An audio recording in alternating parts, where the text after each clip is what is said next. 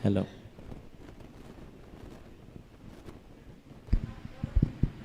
Mic test. Hello. Sound.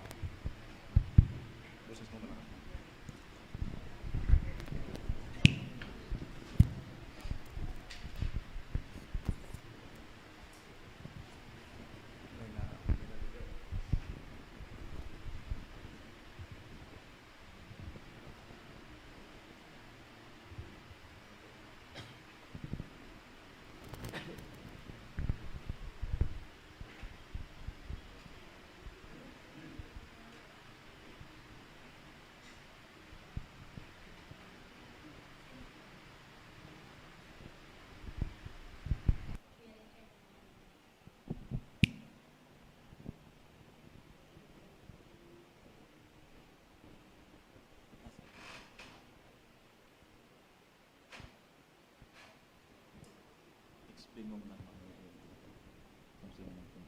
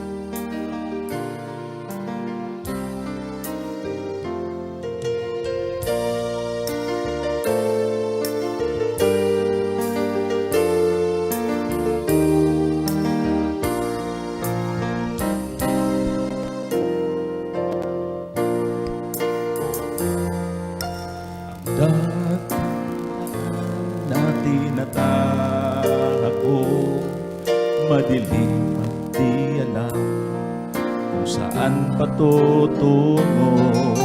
Palaging magulo ang dating buhay ko, hindi ko nababating ang hantungan nito. Ngunit nang aking marinig ang tawag mo, tuluyan ang nabago ang buhay ko. Ang dating daan ay aking iniwan upang tuluyan na ikaw ay mapaglingkuran. Ang tinig ng isang sumisigaw sa ilang, ihanda ninyo sa ilang ang daan ng Panginoon. Pantayin ninyo sa ilang ang lansangan para sa Diyos. Ang tinig ng isang sumisigaw ay tinig mula sa Diyos.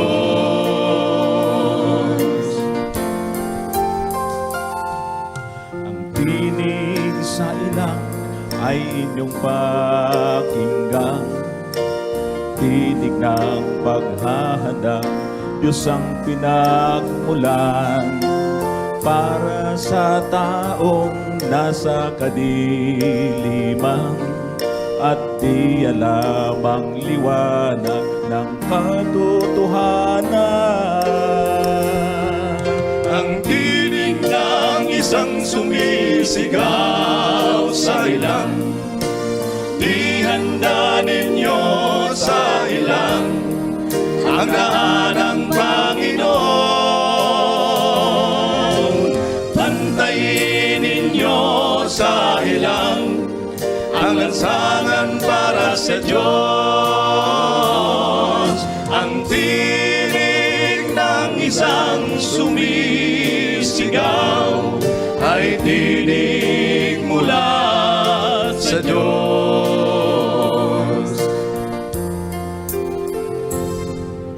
Kaya ngayon ang tangi kong hiling sa'yo, tulungan na magtagumpay sa sanlibutan ito.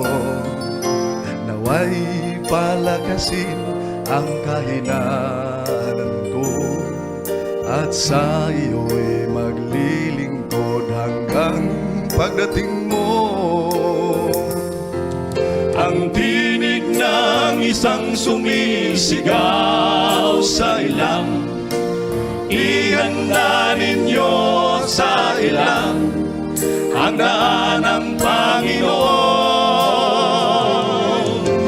Pantayin ninyo sa ilang ang lansangan para sa Diyos. Ang tinig ng isang sumisigaw ay tinig mula sa Diyos, ay tinig mula sa Diyos, ay tinig mula sa Diyos.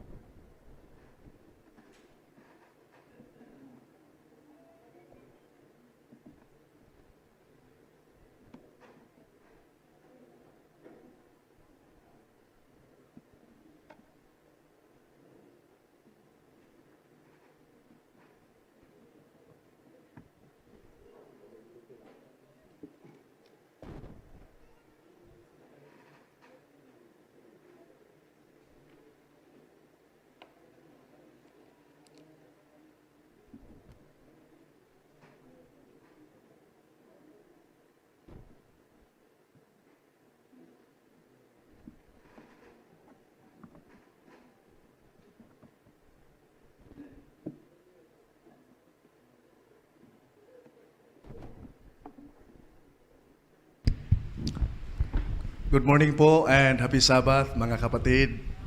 Happy Sabbath po. Salamat sa Diyos sapagkat pinagkaloob niya na ang grupo ng pag-aralan natin ay makarating sa inyong iglesia. Natutuwa naman ako na may mga follower pala sa atin pong media ministry, mga kapatid. At nagpapasalamat tayo sa Panginoon sapagkat napakabuti niya sa bawat isa sa atin. Alright, salamat din po sa nag-invite sa amin ang kapatid na Edwin, no? Kapatid na Bong Revilla, Ikban. Ayan, kamukha kasi ni Bong Revilla. Ayan.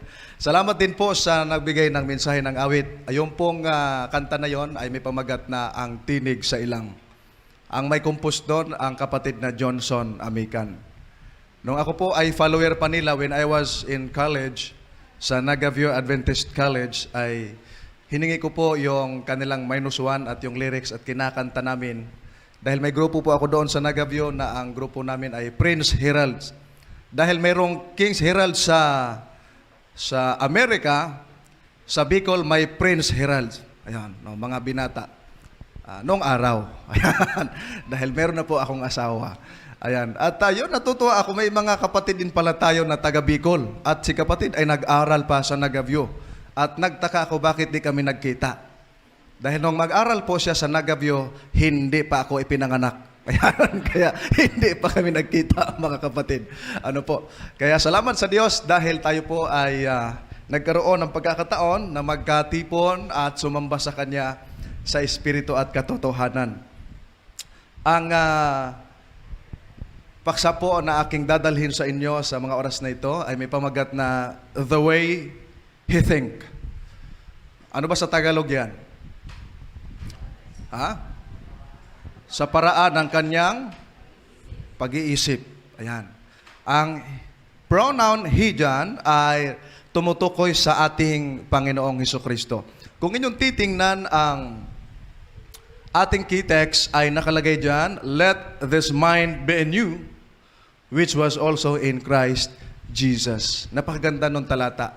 Magkaroon kayo ng pag-iisip na kay Kristo Jesus din naman. Let us pray, mga kapatid. Amang banal na makapangyarihan sa lahat, sa mga oras na ito, Ama, ang aming mga puso ay nagagalak na mag-aral ng inyong mga banal na salita. Amin pong hiling, ang patnubay ng banal na Espiritu ang aming maranasan. At ihanda po ninyo ang mga puso ng mga kapatid na tanging ang focus lamang ay ang pakikinig at pag-aaral ng inyong mga banal na salita. Sa pangalan po ng ating mahal na Panginoong Yesus. Amen. Mga minamahal na mga kapatid, ang talata na ating pag-aaralan ay napakaganda at sa palagay ko ay bawat isa sa atin ay makikinabang, no, mga kapatid. Natutuwa din ako dahil meron akong kaibigan na nandito. O, kilala niyo ba si kapatid na Jilan Arisgado? O, nandyan, no? Yang nakaitom ka ng gwapo bang murag ako? No? Si kapatid na Jilan. Kaibigan ko po yan na naka-eyeglass. Ayan. Nung nasa Nagabyo pa kami, siya nasa Nagabyo din sa Igbaw lang ba, no? Sa taas-taas ng konti. Pupunta yan siya doon sa guardhouse dahil naka-duty ako doon at magdala ng gitara. Nagsising along kami doon. O, binabanatan niyo yung mga rockstar. Nung araw. Singer po yan at napakaganda awit. Siguro mamayang hapon at makaawit siya. Pero hindi rockstar yung kakantahin niya, yung mga awit ng rockstar, ha? Mga spiritual music. Yan. Alam niyo mga kapatid, natuwa ako sa dalawang testimony ng ating mga kapatid kanina. Napakaganda, no? Lalo na si kapatid na nakapink. Nakapink. Dahil ang sabi niya, Panginoon, bigyan mo ako ng mapangasawa na kamukha ko. Hindi pala, yung singer. O yan, umaawit. Ay, napakaganda. Ganon din ang aking hiningi sa Panginoon. At alam nyo ba, ang naging dahilan na natagpuan ko ang aking misis ay si Ninong Johnson. Yan. Dahil sa kanya ko hiningi ang apelyido ng aking asawa. O yan. No? Nung sila po kasi ay may singing group, The Voices, magkapatid silang tatlo. Singer sila ng nung araw, nung kapitulo, versikulo, nakita ko silang tatlo, umawit sa TV. Sige, ang gagaling kumanta ng mga ito. Panginoon, bigyan mo ako ng isa lang. Isa lang ang hihingi mo sa akin. At yung hiningi ko po ay, sabi ko, paano ko malaman ang mga ito? Hindi ko kilala. Chinat ko si Brother Johnson nung araw, sabi ko, pwede bang malaman ano ang apelyido ng mga ito? Sabi niya, mga Lucino. Nanalangin ako sa Panginoon. When I was, nasa Nagabyo pa ako noon, Panginoon, no? Yung mag-appear dito, Panginoon, ibigay mo sa akin. Nung tinype ko po ang kanilang apelyido sa Facebook, ang nag-appear na pangalan, Danilyn Lucino. At siya yun, mga kapatid. No? Kaya sabi ko, salamat, Panginoon. Noong tinanong ko, may boyfriend ka na ba? Sabi niya, wala pa. Napakaswerte ko, mga kapatid. No? Dahil yung kanyang kapatid, may asawa na at yung isa may boyfriend. Kaya siya talaga ang ibinigay ng Panginoon. Naalala ko rin yung isang kaibigan ko sa SEPAC, no? Alam niyo yun, Central Philippine Adventist College. Meron din nag-aral doon ng pagkapastor. Hindi siya marunong umawit. Kahit anong kanta niya, parang tula. hindi malagay sa linya ang kanyang tono. At doon pala sa school natin, mga kapatid, ang mga nag-aaral doon ng mga pagpapastor, merong dalawang requirements. Ang una, siyempre, makapasa ka sa klase. Pangalawa, ay dapat may girlfriend ka. Ay, matindi yun. Alam nyo mga kapatid, ilang linggo na lang gagraduate na siya, tapos siya po ay cum laude, wala pa siyang girlfriend. At matagal siya doon sa school na yon, na ating school. Siya po ay nasa 9 years, no? Magna siya doon. Magna 9 years. No? Alam nyo, nanalangin sa Panginoon, Panginoon, bigyan mo naman ako ng girlfriend. Kahit hindi maganda, basta kumakanta. Mga kapatid, 1 linggo na lang ang pagitan bago sila mag-graduate. Grabe ang lungkot niya dahil hindi ka makagraduate kung wala kang girlfriend. Sa kanyang paglalakad, mga kapatid, sa campus, nakita niyo yung isang babae na huwag niyong itanong kung maganda. Nakita niyo isang babae na kaibigan niya rin at matagal na rin nag-aral sa school na iyon. Sabi niya, nilapitan niya, Lovely, Lovely ang pangalan, mapagmahal. Lovely, may boyfriend ka na ba? Yun ang kanyang tanong eh. Yung babae, hindi pa rin nagka-boyfriend mula nung nag-aral. No boyfriend since birth. Ang sabi ng babae, wala pa. Medyo kinilig. Ang sabi ng babae, ikaw Mar, meron na. Wala pa din. Abay, bakit? Hindi ako marunong manligaw eh. Yun ang dahilan sa mga lalaki. Pagka hindi nagka-girlfriend, magka-boyfriend yan. Hindi marunong manligaw, mga kapatid. Alam nyo, ang approach niya doon sa babae, ang sabi niya, pwede ba tayo na lang? Grabe nung kanyang approach sa babae. No, mayroon ba mga dalaga rito? Ang dami, mga dalaga. Alam nyo yung babae, first time na makarinig na gano'n, sabi niya, totoo kaya yan? No? At sabi ng lalaki, totoo ito, totoo. Alam nyo, ginawa niya yung paraan na yun, lakas loob, makagraduate lang. Alam nyo, a day before graduation, pinatawag ang mga gagraduate na mga theology. Pagtawag na sa kanya, Omar, sabi niya, ang grado mo talagang matataas, 90 plus lahat. Cum laude nga, no? Pero isa na lang ang requirements, may girlfriend ka na ba? O dahil hindi siya nabalita ang nagka-girlfriend. Sabi niya, yes sir. Mayabang, yes sir. Ilang taon na kayo ng girlfriend mo? 1 week, sir. 1 week. Pero alam niyo ba yung 1 week na girlfriend niya, hanggang ngayon, mag-asawa na sila. At magkasama sa ministry. Dahil sa salitang, pwede ba tayo na lang? Hanggang ngayon, sila pa rin mga kapatid. At yung asawa niya, umaawit. Tama yun, umaawit. Dahil siya hindi marunong mga kapatid. Kaya maswerte tayo, dahil alam nyo ba, walang Adventista na hindi marunong umawit. Uy, kunti lang Walang Adventista ang hindi marunong umawit. Uy, lumakas-lakas. Duda yung iba. Duda, parang wala. Meron ding hindi marunong. Di baling sintonado. Basta marunong. Meron ba marunong na sintonado? Wala. Turuan, no? Mga kapatid. No? At napakaganda na ang mga Adventista sa amin, isa sa mga tawag nito, yung na-touch ako at talagang na-inspire ako sa mga Adventista sa amin. Dahil mula sa mga bata hanggang sa mga matatanda, marunong umawit. At yung mga babae sa amin, lahat marunong maggitara. Kaya doon ako na-inspire. Sabi ko, pwede bang hiramin ko yung gitara ninyo at dadalhin ko sa amin? Kasi yung tatay ko, magaling mugitik ba sa Bisaya pa. Ay hiniram at tuwing linggo ko binabalik hanggang sa natuto. Nakakaya kaya. Yung babae marunong maggitara, ikaw hindi. Di ba? Lalo na sa simbahan. Aawit ka, sabihin mo, sister, pwede gitarahan mo ako. Mga kapatid, di ba? Mas maganda yon. So, ang mga Adventista, napakapalad dahil marunong umawit lahat. Uy. Lahat marunong umawit, mga kapatid. At napakapalad natin dahil sa kabila ng lockdown, ang mga kapatid ay nagawa pa ring sumamba at magpasalamat sa Diyos. Sa kabila ng lockdown, ang mga kapatid ay narito, masisiglang naglilingkod. At alam nyo ba, meron dalawang pwede mong maranasan o naranasan mo nitong lockdown. At may mga kapatid tayo na wala ng trabaho. May mga kapatid naman nagtrabaho. No? At ang advantage lang po nitong lockdown, sapagkat marami po na mga kababaihan ang nabuntis. Bakit? At yung karamihan sa mga nabuntis, yung mga nawalan ng trabaho.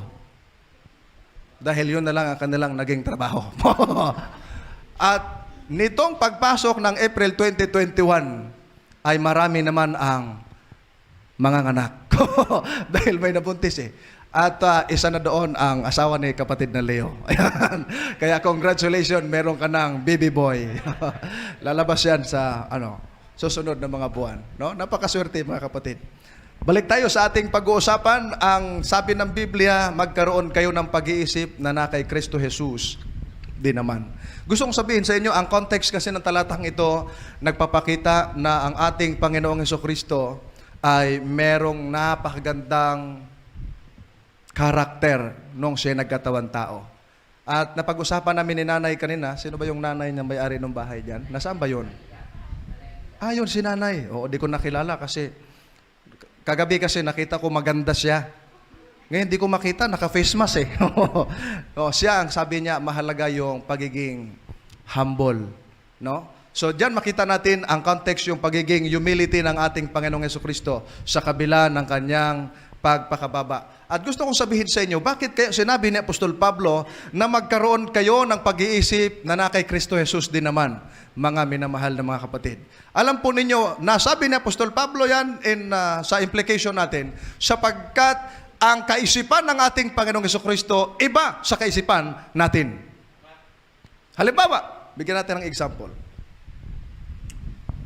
Ang sabi ng Diyos, lumakad kayo sa liwanag, pero ang tao saan lumakad? Sa kadiliman.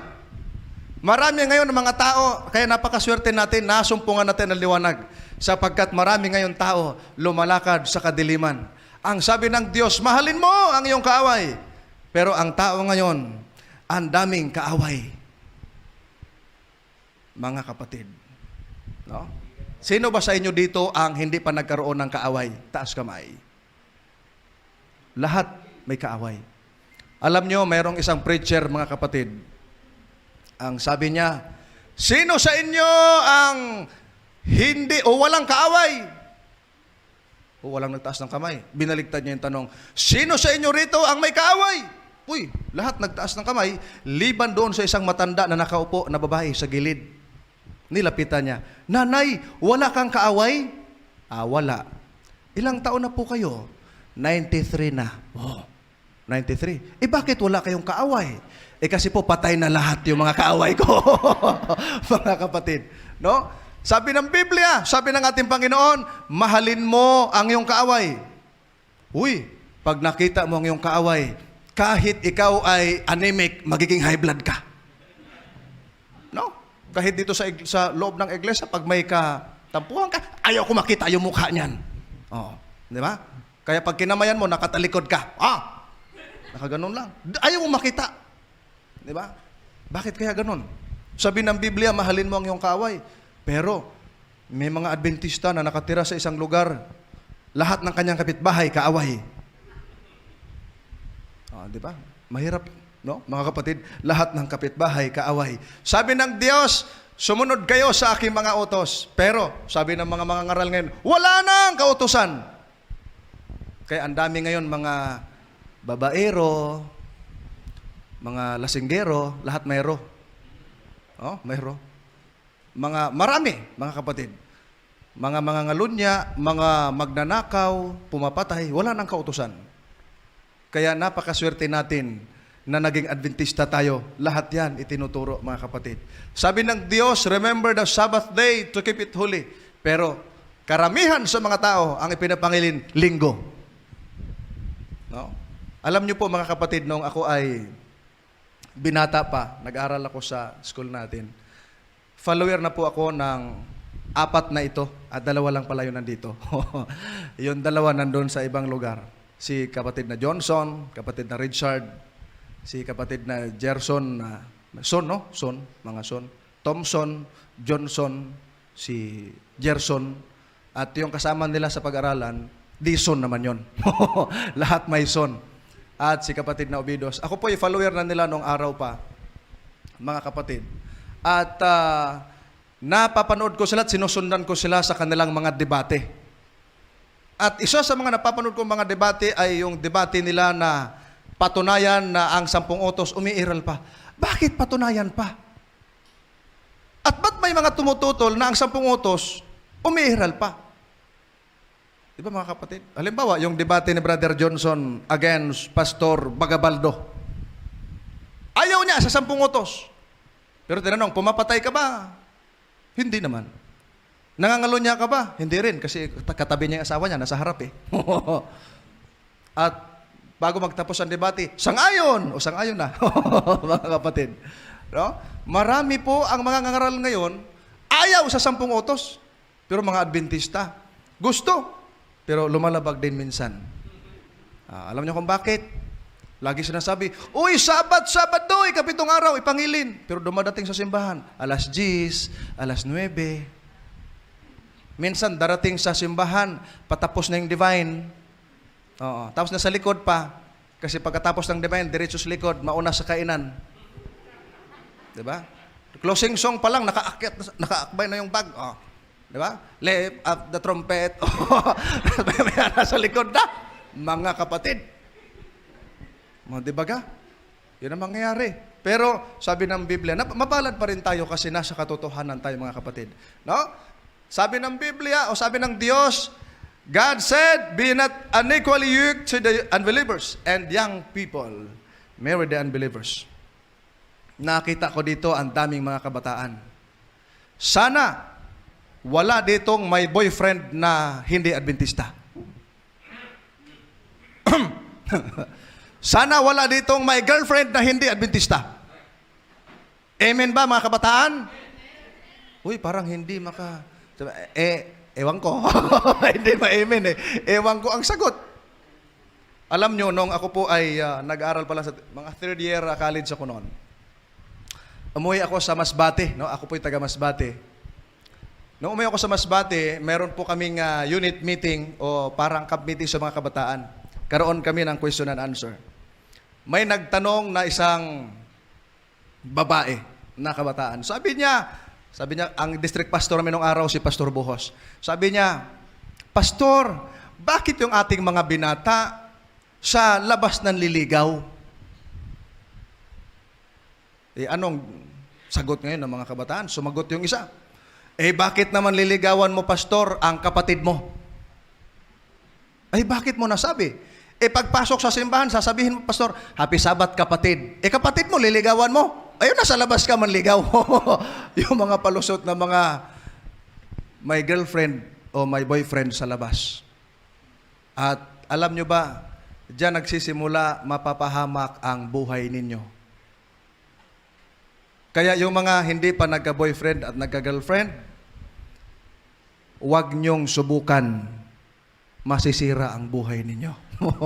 Huwag nyong subukan na manligaw sa labas o mga kapatid. Dahil yan po ang dahilan.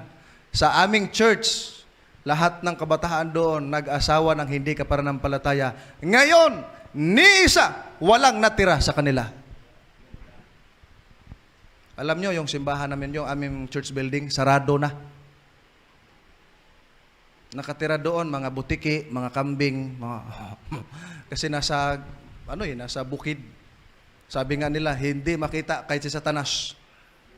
Kasi 7 kilometers ang layo, lalakbayin, tatawid ng 2 ilog, mga kapatid. Nakakalungkot. Mga kasabahan ko ng mga kabataan, lahat nag-asawang hindi kapananampalataya. Sabi ng Diyos, enter into the narrow gate, for it is going to life. But majority enters wide gate, which is going to destruction. Di ba ga? Sabi ng Panginoong Jesus, pumasok kayo sa makipot na pintuan. Paano ka makapasok doon? Sabi nga ng mga binabistudihan ko, bakit ganon yung mga Seventh-day Adventist? Maghapon ang simba nila. Di ba? Nakakapagod. Mabuti pa sa amin, 1 oras lang, makapag-shopping ka na. Di ba? See the difference, mga minamahal na mga kapatid. No? Kaya yung mga kapatid, mga kabataan na hindi interesado maglingkod sa Panginoon, boring na boring sa kanila ang sumamba na maghapon. Tingnan ninyo mamaya, merong hindi babalik. Tandaan nga natin yung mga mukha. Sino nga yung babalik mamayang hapon? Taas kamay. Hoy, taas kamay. Uy, parang ayaw Hindi yan mga Seventh-day Adventist. Mga 7th half day. Mga kapatid. Yun ang sakit ng mga Adventista ngayon. No? Maganda na yung wala pang motor. wala pang mga sasakyan, at magantay malayo ang simbahan. Alam nyo ba nung bago pa ako sa pagiging Seventh-day Adventist, yung nilalakad namin malayo, hindi ka makauwi ng tanghali. Dahil sa sobrang init, doon ka talaga sa simbahan. Pero ngayon, lapit-lapit na, late pa. Mga kapatid. No? Bakit kaya ganun? Yan ang katotohanan na hindi nyo pwedeng pasinungalingan. At bato-bato sa langit, ang matamaan, magbago. Mga kapatid. Dahil nalulungkot ako sa mga kabataan, hindi lang mga kabataan, pati yung mga nanay. No? Uwi sa bahay, kakain ng masarap na ulam. Ano ba masarap na ulam? Mga native na tinula. Gaya kagabi.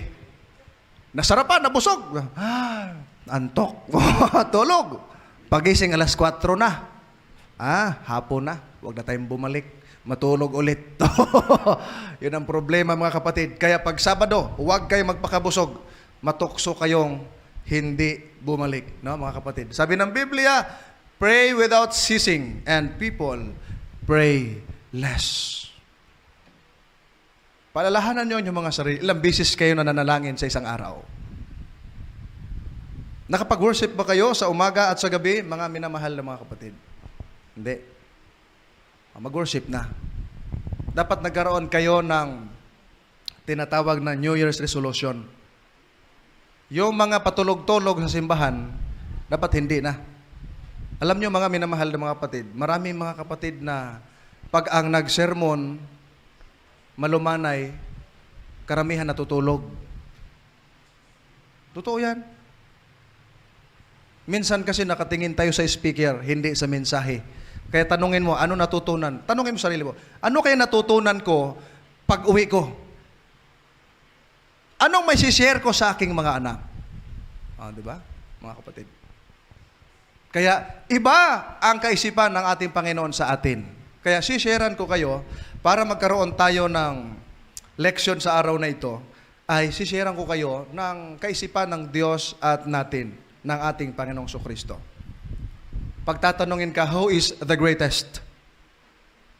No? Minsan inisip natin kung sino. Sa Biblia, ang greatest yung smallest, mga kapatid. Sa atin, kung sino yung dakila, kung sino yung kilala, malaki, yun ang ating iniisip. Sabi ng Biblia, whosoever therefore shall humble himself as this little child, the same is greatest in the kingdom of heaven. Uy, napakaganda.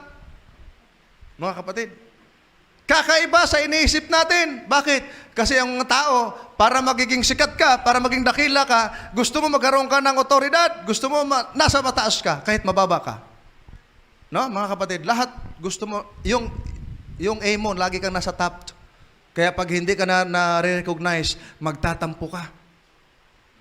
Mga kapatid.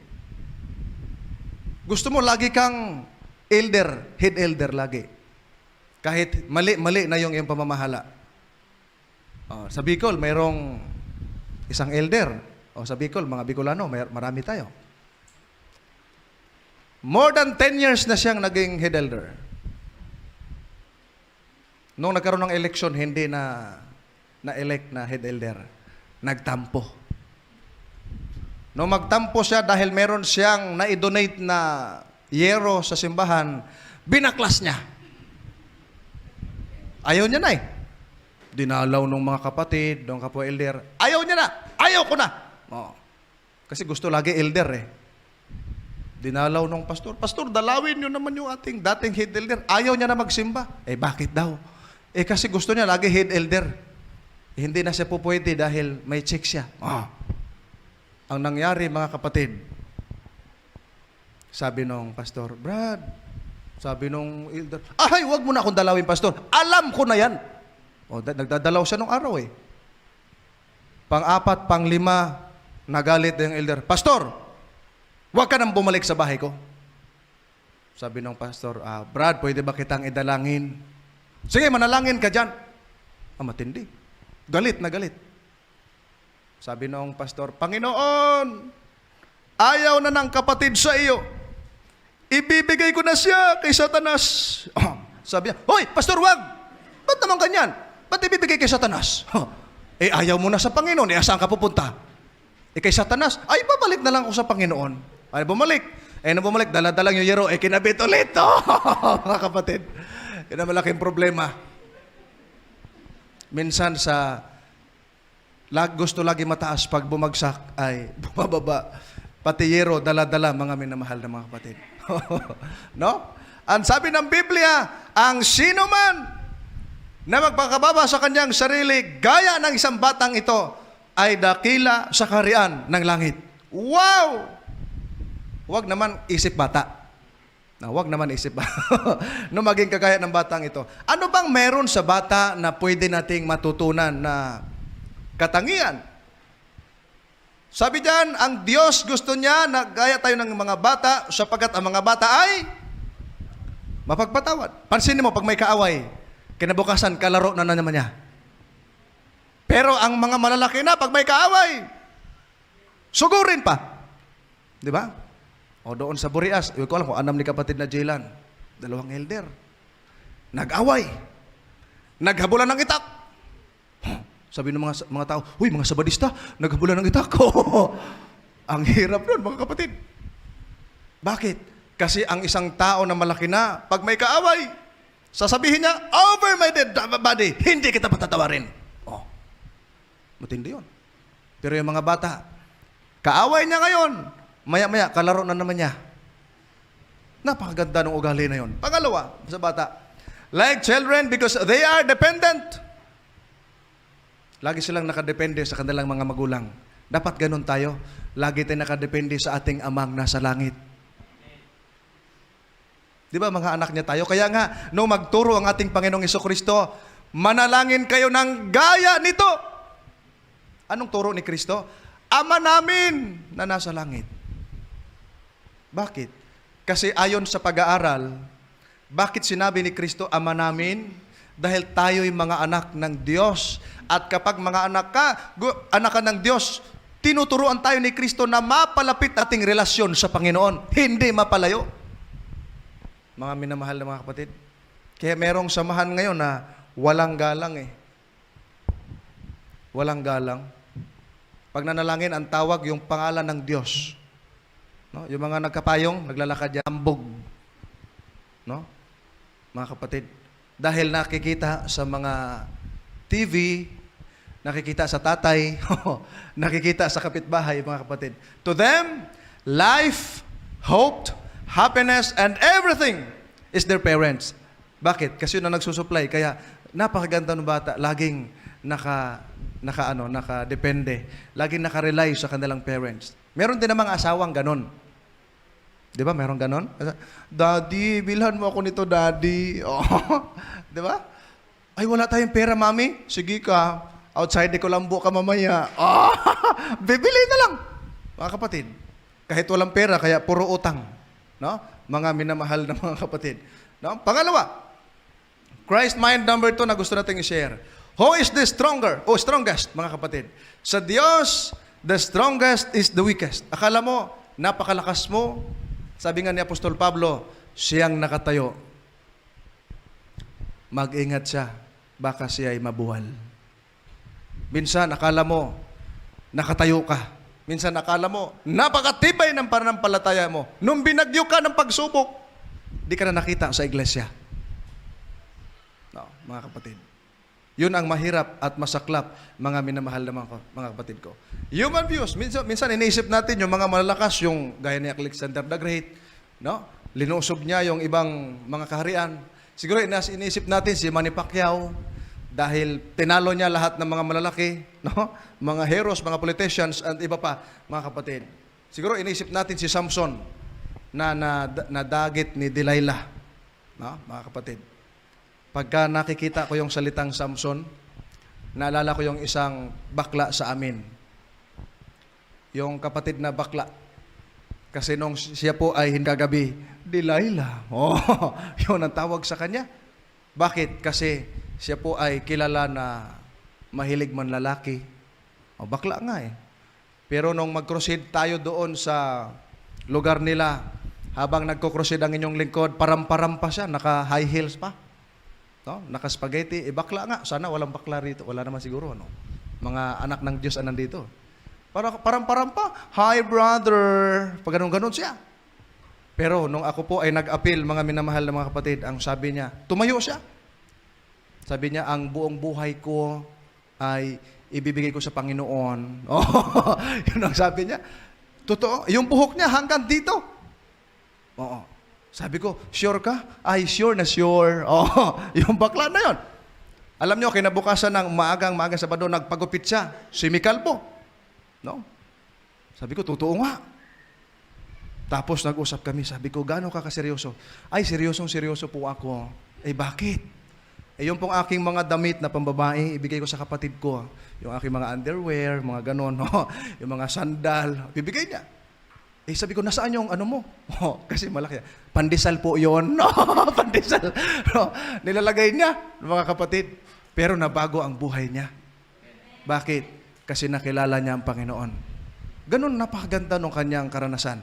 Nung nabago ang buhay niya, mga kapatid, pag may mga pangaral kami, pumupunta siya. Nakabarong na, hindi na nakasandal, hindi na nakatakong. Dadala ang Biblia.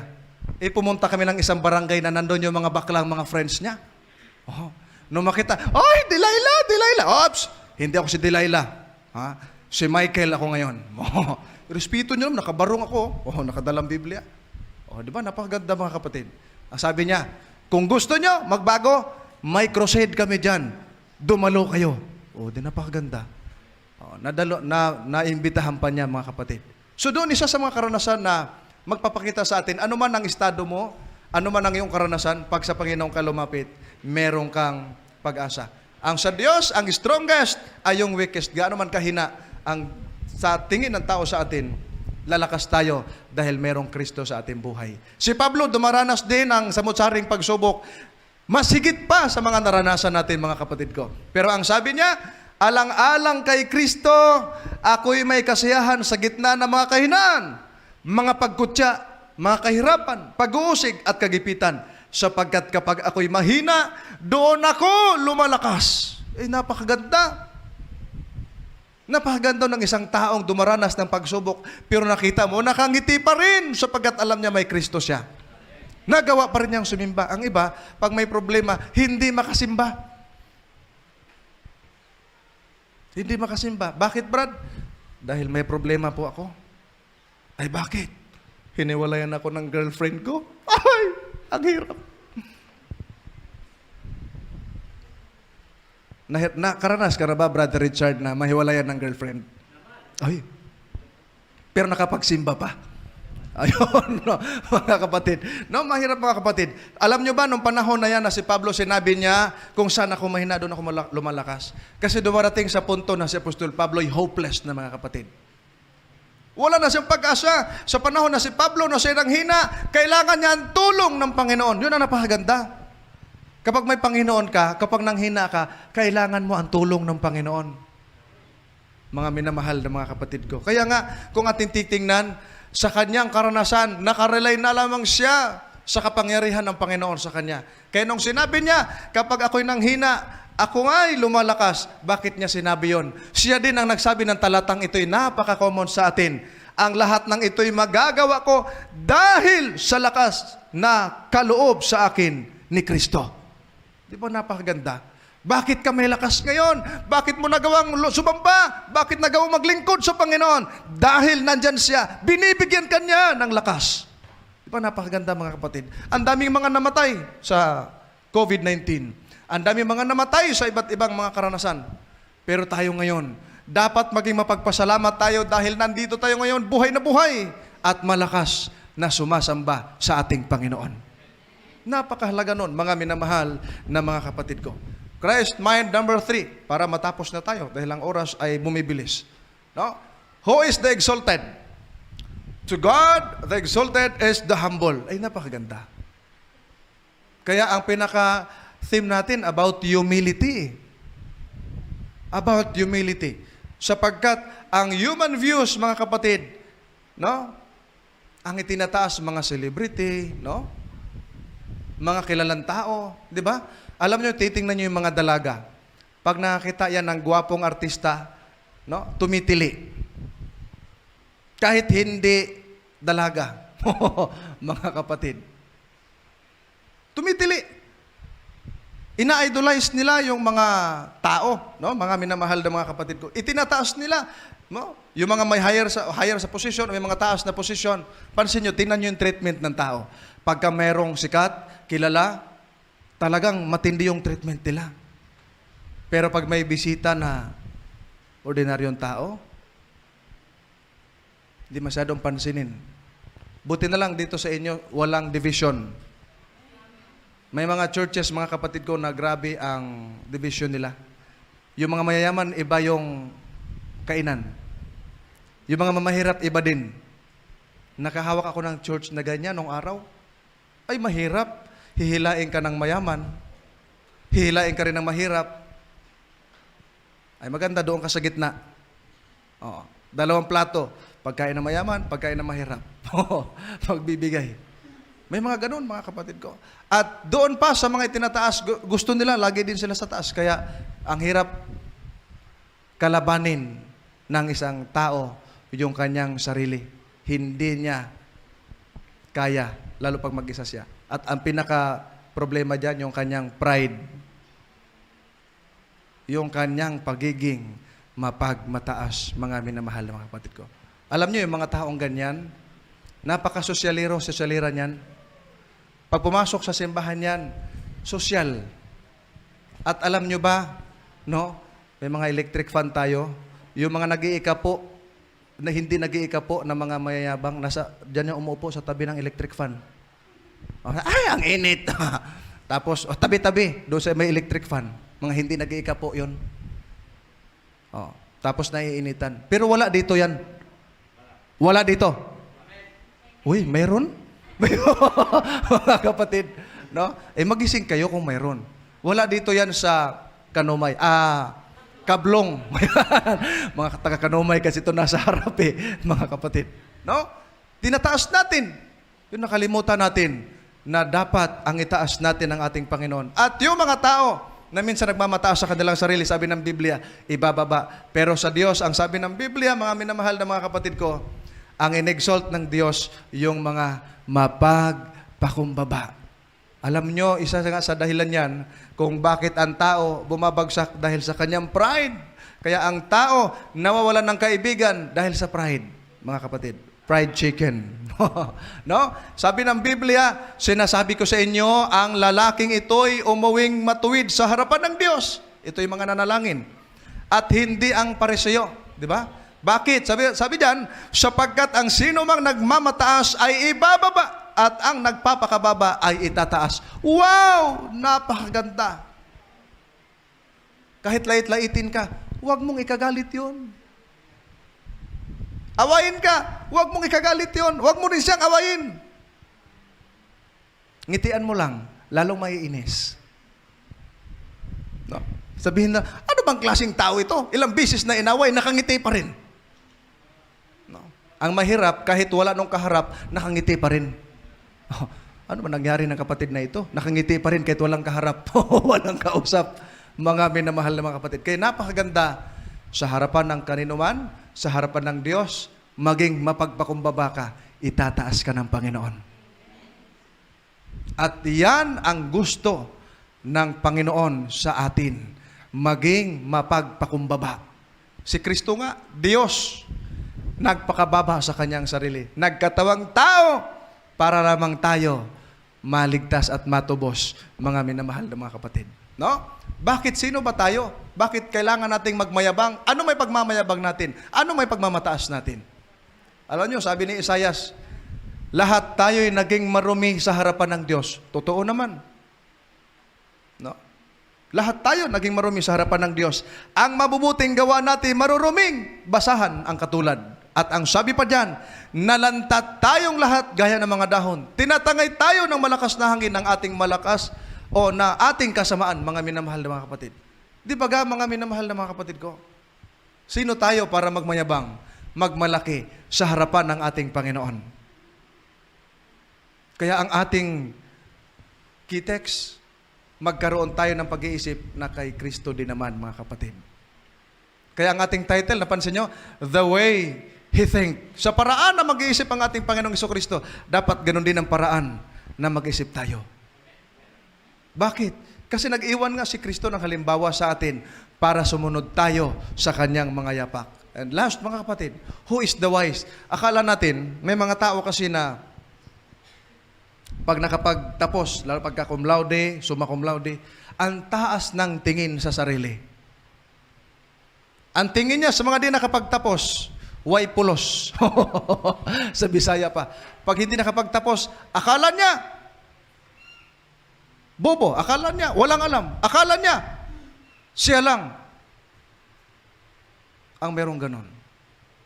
Pero alam niyo ba sa Biblia, ang wise yung foolish, mga kapatid. Kaya, hindi naman ibig sabihin na kailangan pumunta natin, hindi natin kailangan pumunta sa school. Pero hindi rin natin kailangan na maging cum laude tayo para maging matalino. Ang isang taong matalino, merong buhay, mayroon sa kanyang buhay ang Kristo. Yung Kristo, nasa buhay niya. Matalino yon. Bakit? Hindi niya kailangan ng kayamanan. Hindi niya kailangan na maging sikat. Hindi niya kailangan na maging kilala. Ang kailangan niya lang si Kristo. Pag may Kristo ka, matalino ka. Sabi ng Biblia, Psalms 111 verse 10, ang simula ng karunungan ay ang pagkatakot sa Diyos. Kung meron kang takot sa Diyos, meron kang Kristo, meron kang karunungan. At yung karunungan dito sa salibutan, mga minamahal ko na mga kapatid, ay binanggit yan dito sa 1 Korinto 3:18. Do not deceive yourselves. Minsan kasi nalilin lang natin ang ating sarili. Pagka mayaman ka, tingin mo matalino ka, tingin mo sa kapwa mo, mahina. Huh? If any of you think you are wise by the standard of this word of this age, you should become fools so that you may become wise, mga minamahal na mga kapatid. May kilala akong tao,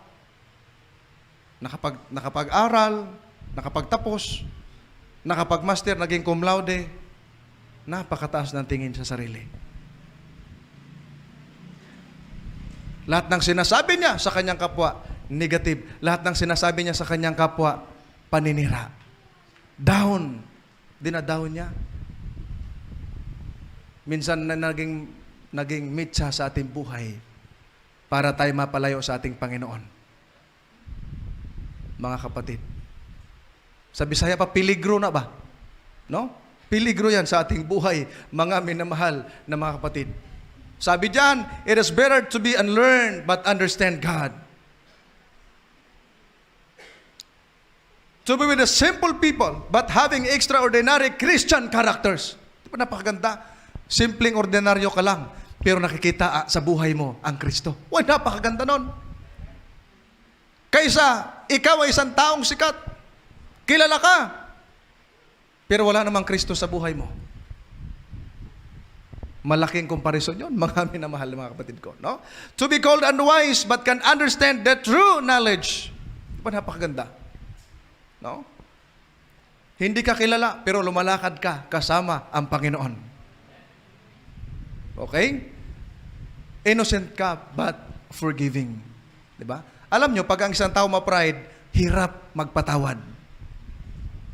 Ang isang tao ma-pride, hirap na hirap magpatawad. Kaya mahirap kalaban ang sarili, mga kapatid. Sabi ng Biblia, ang wise yung foolish, mga minamahal na mga kapatid ko. Alam nyo ba sa Acts of the Apostles, page 558, paragraph 1, meron dalawang tao o apostol lang ang Panginoon na sabi diyan, they are representatives of those who profess to be Christ followers. Pareho itong si John at si Judas na mga nagpanggap o nagpakilalang tagasunod ng ating Panginoon. Alright? But these disciples had the same opportunities to study and follow the divine pattern. Kasama nilang Panginoon. Pareho silang disciple ng ating mahal na Panginoon, mga kapatid. No? At pareho sila na malapit o nakakasama ng ating Panginoon. At may pribilehiyo sila, mga minamahal na mga kapatid ko, na pakinggan ang kanyang mga aral at turo. Pero, mga minamahal na mga kapatid ko, Kung titingnan mo sila, it's possessed serious defects of character. Pareho sila may defects ng character. And each had accessed the divine grace that transformed the characters. Meron din sa atin ganito. Lahat tayo may mga defects, mga kapatid ko. Pero meron din namang napakagandang divine grace na mag-transform sa karakter natin into the character of Christ. But while one in humility, pakinggan ninyo, pansin ninyo, while one in humility was learning of Jesus, the other revealed that he was not a doer of the word, but a hearer only. Pansinin nyo, yung isa at yun yung si Juan, ay nandun sa kanya. Ang sabi niya, humility was learning of Jesus. Eh, napakaganda. Pero yung isa, nahayag na hindi siya nabubuhay ayon sa gawa, kundi ayon lang sa pakikinig. Mga minamahal na mga kapatid ko. Si Judas, mga minamahal na mga kapatid ko, he had the best pastor. Judas had the best leader, mga kapatid. Judas had the best advisor. Mga minamahal na kapatid. And he had the best counselor. Yet, he failed. Bakit? Pansinin nyo, anong mayroon kay John? Humility. Na nakuha niya kay Kristo. Pero si Judas, mga kapatid, wala, mga kapatid ko. No, ang problema ay yung character o yung attitude. Hindi nagbago. Walang transformation. 40 years na sa paglilingkod. Nagmumura pa rin pag nagagalit. Bato-bato sa langit, ang matamaan magbago. No? Dapat hindi nagagalit, dapat magising at magbago. Matagal na sa paglilingkod, 40 years na. Hindi pa rin bumabalik tuwing hapon. Pag Sabado. No. Maraming ganyan, mga kapatid ko. Gusto kong sabihin sa inyo, many are religious, but few are spiritual. Tandaan ninyo, marami ang relihiyoso, konti lang ang spiritual. See the difference, mga minamahal na mga kapatid. Is there any difference between religious and spiritual? Yes! Yung iyong pagsisimba, yung iyong pakikisangkot, part ng pagiging religious mo. Pero ang tanong, are you a spiritual person? Minamahal na mga kapatid, are you a spiritual person? Are you living the way Christ lives, mga kapatid? Yun ang tanong sa atin. Nabubuhay ka ba sa paraan ng pamumuhay ng ating Panginoong Jesucristo? Ito'y magandang tanong, mga kapatid. At dapat magising tayo. Akala mo, matagal na sa paglilingkod, akala mo, spiritual na, hanggang religious lang pala. Halimbawa, mga ngaral, sikat, nawala sa Panginoon. Bakit? Dahil gusto kong sabihin sa inyo, hindi lahat ng magaling sa Biblia, spiritual. Hindi lahat ng magaling sa Biblia, may malalim na relasyon sa Diyos. Merong magaling sa Biblia, wala man lang kakonek-konek sa Panginoon. Bakit? Kasi napapalayo siya sa Diyos kahit nandobabasa ng Biblia. Kaya ang laging paalaala sa amin ng professor ko sa Nagavio, pag kayo ay mga pastor na sa field, huwag mong kalimutan ng asawa mo, mayroon kayong personal devotion, mayroon kayong family devotion, mga kapatid. Sa family, mayroon kayong devotional, mayroon kayong family worship, pero huwag niyong kalimutan yung inyong personal encounter with God. Yung iyong personal communion with God, kapatid. Dahil hindi yung husband mo makapagliligtas sa'yo. Hindi yung wife mo, hindi yung mga anak mo, hindi magulang mo. Ikaw mismo nakakataho. Kung ikaw ba, merong magandang relasyon sa ating Panginoon. Kaya mahalaga ka, titingnan natin, mga kapatid, na yung wisdom ng ating Panginoong Jesucristo ma-apply sa atin, mga kapatid ko. Gusto ng ating Panginoon, na maging gaya tayo ng mga bata so that we will become dependent on Him. Gusto ng Diyos, nakadepende tayo sa Kanya. Hindi yung Diyos ang didepende sa atin. Nakadepende. Minsan inisip natin, naintindihan naman ako ng Panginoon, kaya papasok ako ng araw ng Sabath. Wag. Ang tanong natin, ikaw ba naintindihan mo ang Panginoon? No? He wants us to be weak so that we will rely all things on Him. Dapat aasa tayo sa Diyos. Huwag kang aasa sa sarili mong lakas. Huwag kang aasa sa sarili mong talino. Dapat sa Diyos ka aasa. He wants us to be humble. Gusto niya na maging mapagpakumbaba tayo o maging mapagpakumbaba so that we will be out from temptation to be dependent to self which He knew no benefits to trust self, mga minamahal na mga kapatid. No? He wants us to act like a fool so that we will become dependent to His wisdom. Mga kapatid. He wants us not to fight so that He will fight for us. Hindi ba napakaganda? No? If we will fight Satan, he is powerful and we will be defeated for sure. And only God can defeat Satan, mga kapatid. Alam nyo, ito'y napakagandang sulat ni Mrs. White na magiging appeal sa atin, mga kapatid ko. Christ is waiting with longing desire for the manifestation of Himself in His church.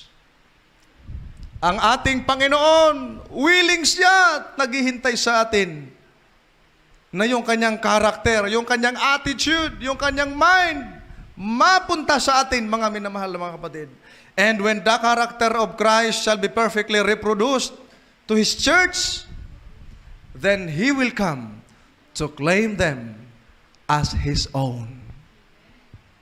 Kapag ka mag-reflect na yung karakter ni Kristo sa kanyang iglesia, babalik na siya at kanyang kukunin ang mga sa kanya. At nawa, mga kapatid, lahat ng mga narito sa loob at labas ng building, sa mga nakikinig at sa mga hindi nakikinig, sa mga gising at sa mga patulog-tulog lang, magkaroon nawa ng transformation ng ating buhay gaya ng buhay ng ating Panginoon. At isa sa pinakagusto niyang makita sa atin ay yung pagiging humble, mga kapatid. Humility ang gustong makita ng ating Panginoon sa bawat isa sa atin. Ang Diyos nawa ang magpala sa atin sa umagang ito.